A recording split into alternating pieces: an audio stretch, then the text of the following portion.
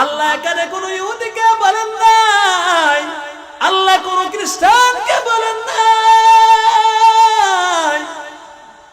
আল্লাহ মুসলমান ইমানদারদেরকে ডাক দিয়ে বলেন, ইমানদারের দল,